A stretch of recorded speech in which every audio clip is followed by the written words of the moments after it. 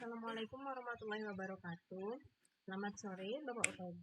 Di sini saya, Pira Rizky Maharani, akan menjawab beberapa pertanyaan sesuai keyword yang kami berikan dari AI.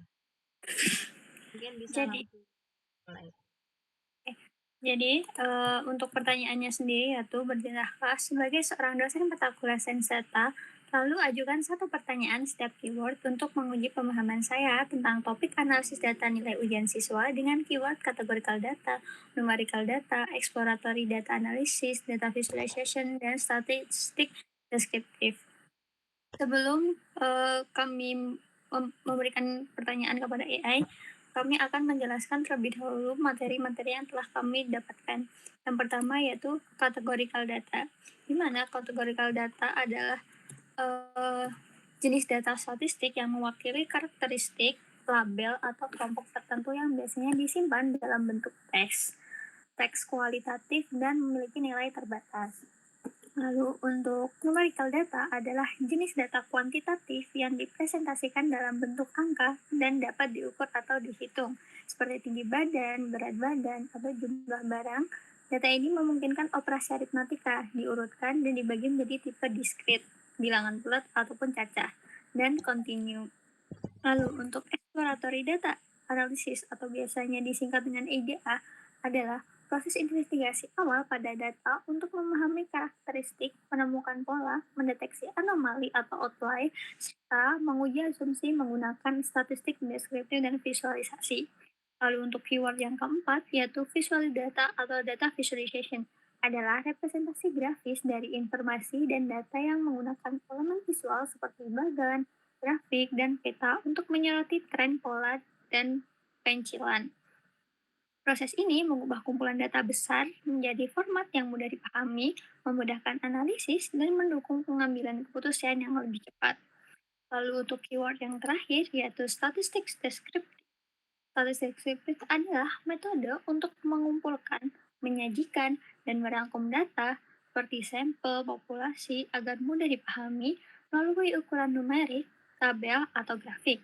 Metode ini berfokus pada gambaran karakteristik data seperti ukuran pemusatan, bisa kita sebut median, modus, penyebaran seperti standar deviasi, varians, dan distribusi seperti frekuensi, squeakiness tanpa menarik kesimpulan inferensial. Mungkin dari 5 keyword tadi, mungkin kita lebih paham mengenai statistik deskriptif karena materi ini beberapa kali telah dijelaskan. Mungkin kita kembali ke ChatGPT. Seperti halnya di sini, pertanyaannya, bertindakkah sebagai seorang dosen mata kuliah sains data, lalu ajukan satu pertanyaan setiap keyword untuk menguji pemahaman saya tentang topik analisis, data, nilai ujian, siswa dengan keyword yang pertama categorical data, yang kedua numerical data, yang ketiga exploratory data analysis, yang keempat data visualization, dan yang kelima statistik deskriptif.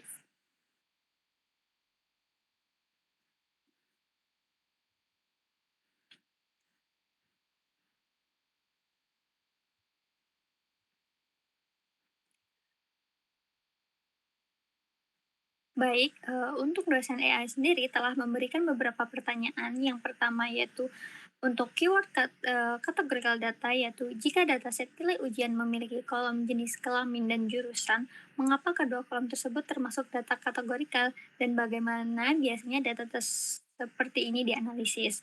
Lalu yang kedua yaitu numerical data. Nilai ujian siswa misalnya 0 hingga 100 termasuk data numerik. Apa sih perbedaan pendekatan analisis antara data numerik diskrit dan kontinu dalam kasus ini? Lalu yang ketiga, exploratory data analysis. Saat pertama kali menerima dataset nilai siswa, langkah EDA apa saja yang akan kamu lakukan sebelum membuat model atau menarik kesimpulan? Lalu yang keempat, data visualization.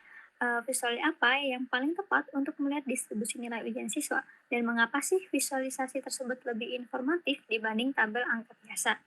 Lalu untuk pertanyaan yang terakhir tentang keyword statistik deskriptif, yaitu jika rata-rata nilai kelas ada 75 tetapi mediannya 82, apa kemungkinan yang bisa kamu simpulkan tentang sebaran nilai siswa? Mungkin itu untuk pertanyaan-pertanyaan yang bisa diberikan oleh AI. Selanjutnya kami akan menjawab satu persatu dari pertanyaan keyword pertama. Baik, untuk pertanyaan pertama dari kategorical data, jika dataset nilai ujian memiliki kolom jenis kelamin dan jurusan, mengapa kedua kolom tersebut termasuk data kategorikal dan bagaimana biasanya data seperti ini dianalisis?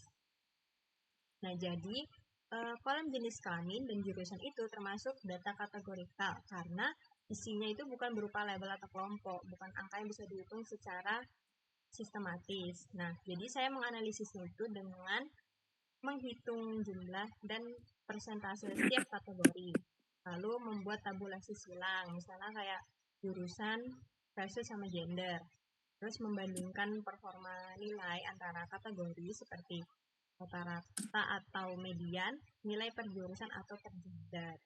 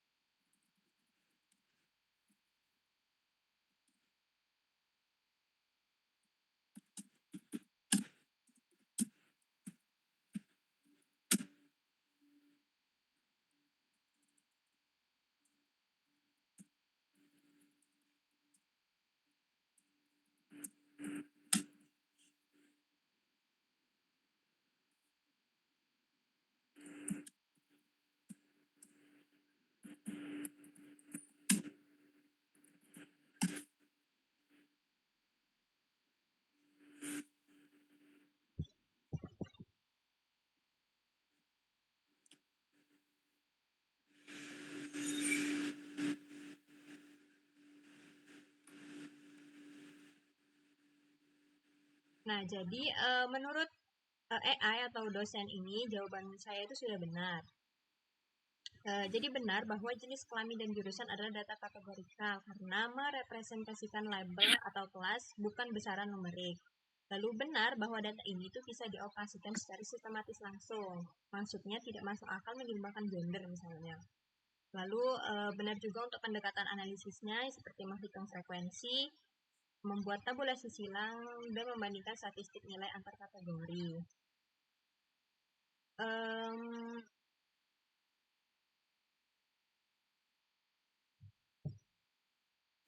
Nah, jadi dosen AI ini memberi sedikit penyempurnaan akademik.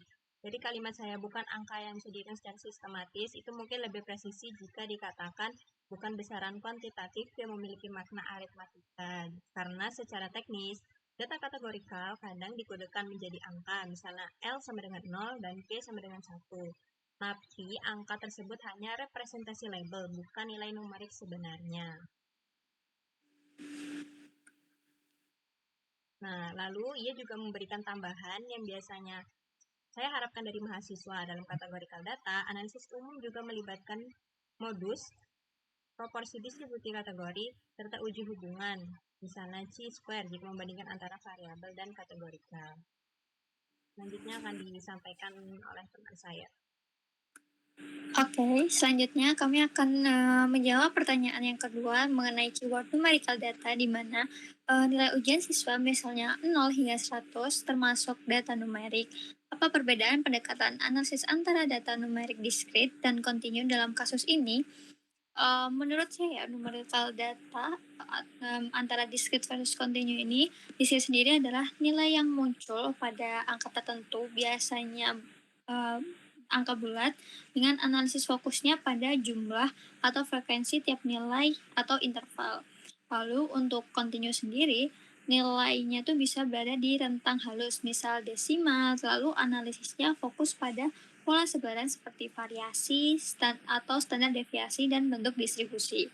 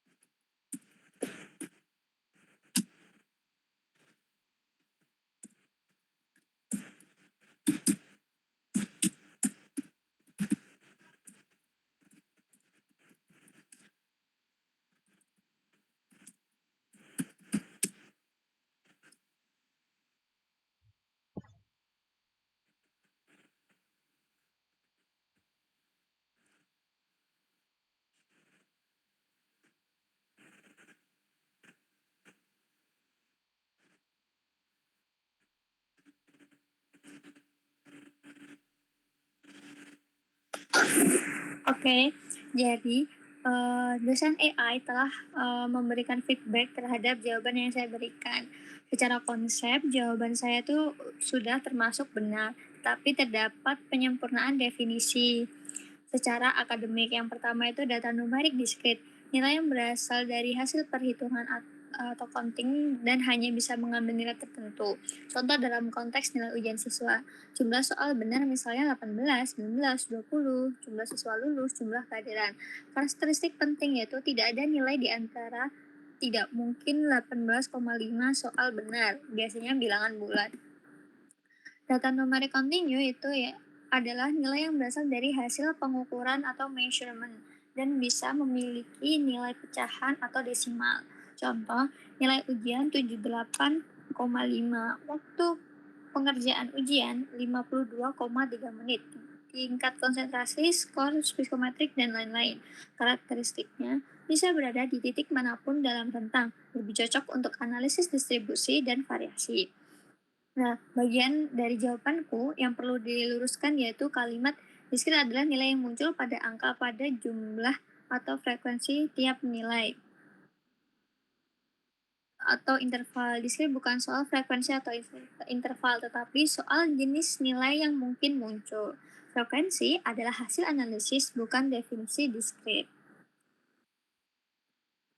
Nah, perbedaan pendekatan analisis ini pada bagian size data yaitu untuk diskrit biasanya fokus pada distribusi frekuensi, probabilitas kejadian, modus, proporsi, count, atau patterns. Lalu untuk kontinu biasanya fokus pada mean, median, variance, standar deviasi, distribusi normal, dan density. Kan dalam konteks nilai ujian siswa, menariknya nilai ujian bisa dianggap diskrit atau kontinu, tergantung sistem. Jika hanya bilangan bulat 0 hingga 100 tanpa desimal, itu disebut diskrit. Tetapi jika bisa desimal 78,5, itu termasuk kontinu. Ini sering jadi pertanyaan jebakan di ujian. Nah, mungkin selanjutnya akan berlanjut ke pertanyaan ketiga.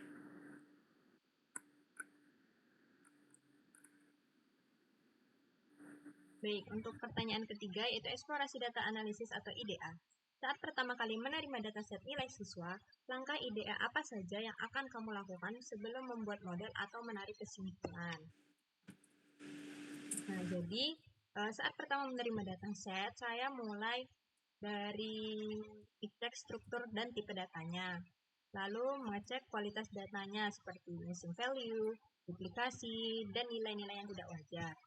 Lalu setelah itu saya menghitung statistik ringkas seperti mean, median, minus maksimal, standar deviasi. Lalu melihat distribusi nilainya. Yang terakhir saya membandingkan nilai antar kelompok. Seperti yang soal nomor 1 itu membandingkan jurusan dan jenis kelamin untuk menemukan pola awal sebelum menarik kesimpulan atau membuat model.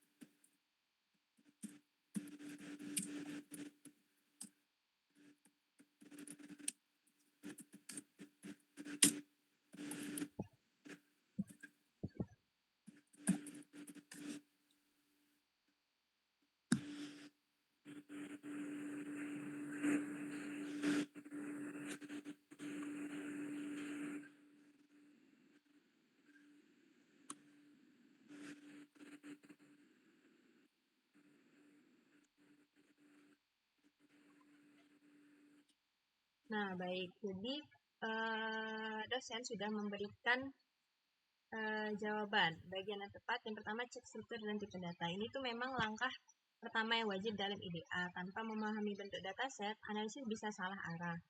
Yang kedua, cek kualitas data. Di sini saya menyebutkan poin penting seperti missing value, duplikasi, dan nilai tidak wajar atau outlier. Nah, inti dari data cleaning awareness ini sangat penting dalam sains data. Lalu di sini dosen juga menganalisis jawabannya secara metodologi. Kalimatku yang sebelumnya, sebelum menarik kesimpulan atau membuat model, ini mindset yang benar. IDA memang bertujuan memahami data dulu, bukan langsung modeling. Banyak mahasiswa yang sering lompat ke machine learning tanpa IDA. Lalu untuk sedikit penyempurnaan akademik, IDA biasanya juga mencakup yang pertama memahami variabel dan konteks domain. Misalnya pada dataset nilai mahasiswa, arti setiap kolom seperti nilai UTS, UAS, dan tugas. Skala penilaian 0 sampai 100, dan definisi lulus atau gagal. Yang kedua, mencari pola dan anomali visual seperti histogram nilai, box plot nilai, serta distribusi per kelompok.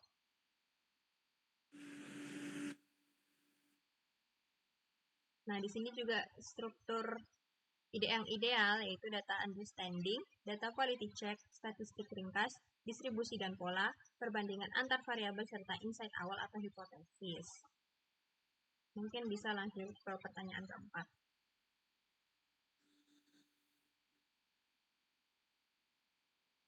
Bisa. Oke, jadi selanjutnya pertanyaan keempat yaitu tentang data visualization, di mana pertanyaannya yaitu visualisasi apa yang paling tepat untuk melihat distribusi nilai ujian siswa dan mengapa visualisasi tersebut lebih informatif dibanding tabel angka biasa. Nah, kalau menurut saya untuk melihat distribusi nilai ujian, visualisasi yang paling tepat tuh biasanya yang pertama itu ada histogram. Nah, di mana histogram ini adalah grafik batang yang menggambarkan distribusi frekuensi dari kontinu dengan batang-batang yang berdekatan. Nah, karena Instagram menunjukkan berapa banyak siswa yang nilainya masuk ke interval tertentu, misal 60 hingga 69, 70 hingga 79, dan seterusnya. Dari sini, kita cepat tahu bahwa nilai mayoritas yang ada di mana, apakah menyebar dan apakah condong ke kiri atau ke kanan. Nah, selain histogram sendiri, dapat menggunakan data visualization berupa box plot.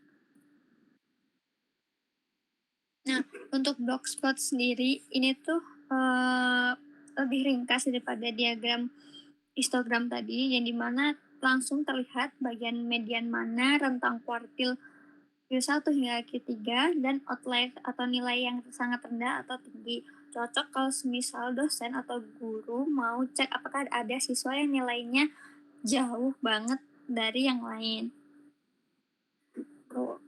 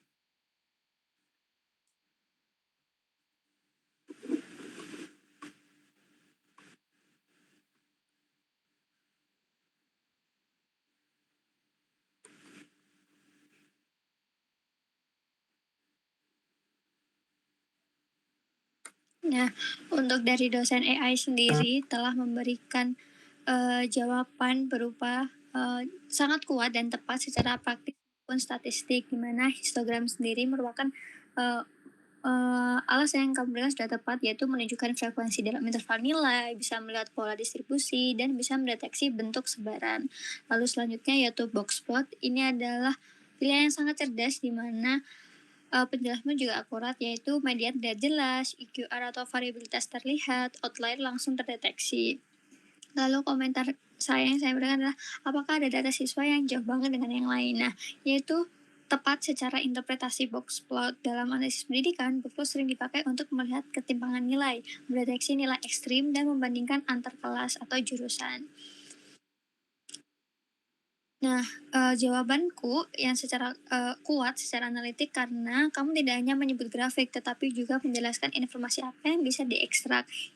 Lalu, untuk sedikit pengayaan akademik biar makin tajam pemahamannya, yaitu histogram bagus untuk bentuk distribusi keseluruhan. Lalu box plot bagus untuk ringkasan statistik dan robust analisis. Lalu mungkin akan dilanjutkan untuk pertanyaan kelima.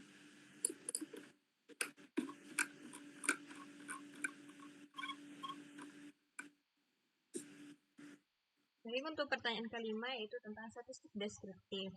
Jika rata-rata nilai kelas adalah 75 tetapi mediannya 82, apa kemungkinan yang bisa kamu simpulkan tentang sebaran nilai nilai siswa? Nah, jadi jika rata-ratanya 75 tetapi mediannya 82, kemungkinan distribusi nilainya itu miring ke kiri. Artinya mayoritas nilai siswa itu cukup tinggi, tapi ada sebagian kecil yang nilainya sangat rendah, yang menarik rata-rata turun.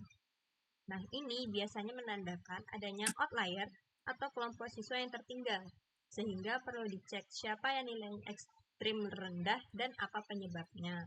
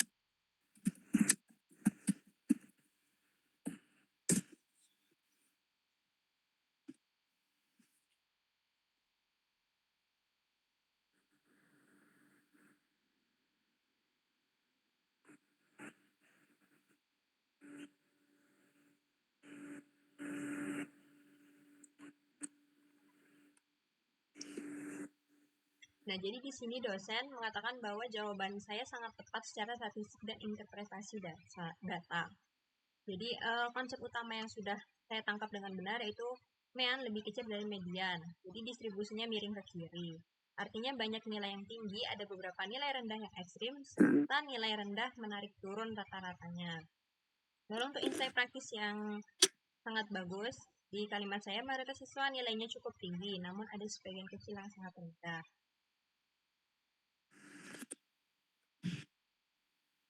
Nah, interpretasi ini sangat matang karena median mempresentasikan pusat data yang lebih stabil terhadap outlier.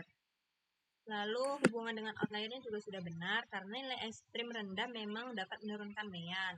Median relatif tidak berpengaruh. Untuk tambahan penguatan akademik, mean lebih kecil dari median, biasanya mengindikasikan skewness negatif, potensi error distribusi di sisi kiri, lalu kemungkinan kelompok nilai rendah tidak proporsional. Dalam konteks nilai siswa, ini berarti sebagian kecil siswa gagal berat, ada gap performa akademik, dan bisa menjadi isu pedagogis atau evaluasi soal. Nah, catatan yang penting yang jarang disadari, mahasiswa distribusi miring kiri pada nilai ujian sering dianggap positif karena banyak nilai tinggi. Tapi, tetap perlu investigasi karena bisa ada soal yang terlalu mudah, bisa ada cheating bias, atau bisa ada ketimpangan pembelajaran.